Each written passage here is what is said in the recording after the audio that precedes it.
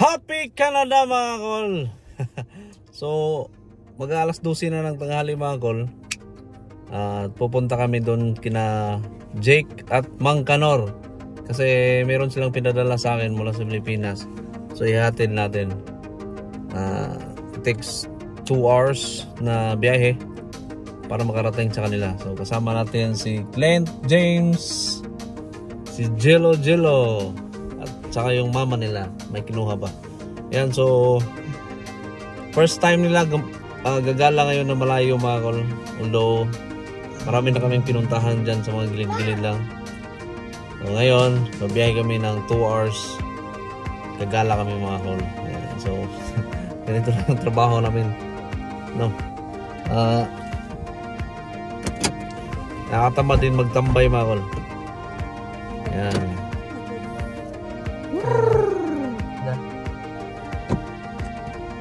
Yan mga kol, so gala tayo.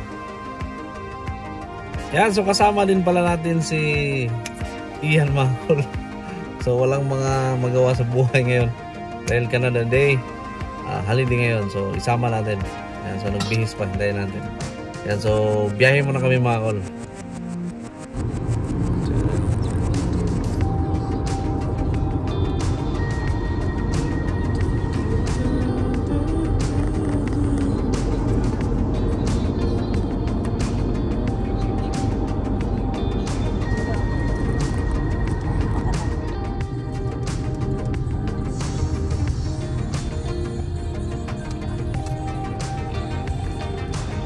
Kwarto ni Jigo.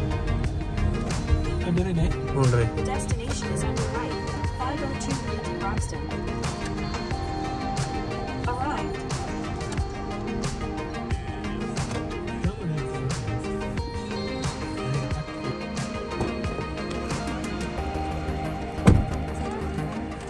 Ba't na?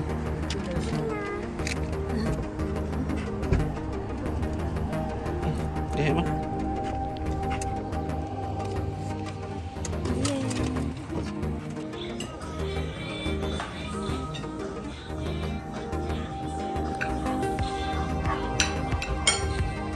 Namis na.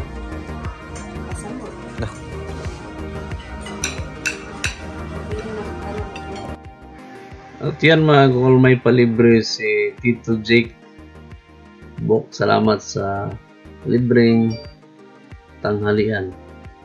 Yan, so picture muna mga kol at nakalimutan naming video ng outro.